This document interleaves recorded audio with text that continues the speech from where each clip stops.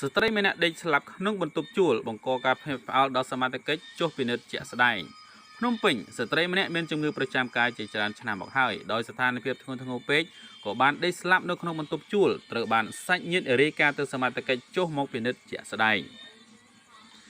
ហេតុការណ៍នេះបានកើតឡើងកាលពីវេលាម៉ោង 11:30 នាទីព្រឹកថ្ងៃទី 19 ខែមេសាឆ្នាំ 2021 នៅចំណុចបន្ទប់ជួលលេខ 203 ក្នុងភូមិត្រពាំងថ្លឹង 2 សង្កាត់ចំចៅទី 1 ខណ្ឌពោធិ៍សែនជ័យមានស្រុកកំណើតនៅស្រុកត្បូងឃ្មុំខេត្តត្បូងឃ្មុំជនរងគ្រោះឈ្មោះម៉ាន់ស្រីពៅភេទស្រីអាយុ 49 ឆ្នាំមុខរបរនៅផ្ទះស្នាក់នៅបន្ទប់ជួលកន្លែងកើតហេតុតាមសម្ដីកូនរបស់ជនរងគ្រោះបានឲ្យដឹងថាម្ដាយរបស់គាត់មានជំងឺក្រពះពោះវៀនរ៉ាំរ៉ៃនិងផ្ទុកមេរោគអេដស៍ជាច្រើនឆ្នាំមកហើយដោយបានលេបថ្នាំជាប្រចាំថ្ងៃលុះមកដល់វេលាកើតហេតុខណៈដែលគាត់កំពុងតែសម្រាកក៏បានស្លាប់តែម្ដងទើបបង្កការភ្ញាក់ផ្អើលរាយការណ៍ទៅសមត្ថកិច្ចចុះមកពិនិត្យជាក់ស្ដែងហើយសមត្ថកិច្ចក៏បានប្រគល់សពឲ្យទៅក្រុមគ្រួសារយកធ្វើបុណ្យតាមប្រពៃណីនៅឯស្រុកកំណើត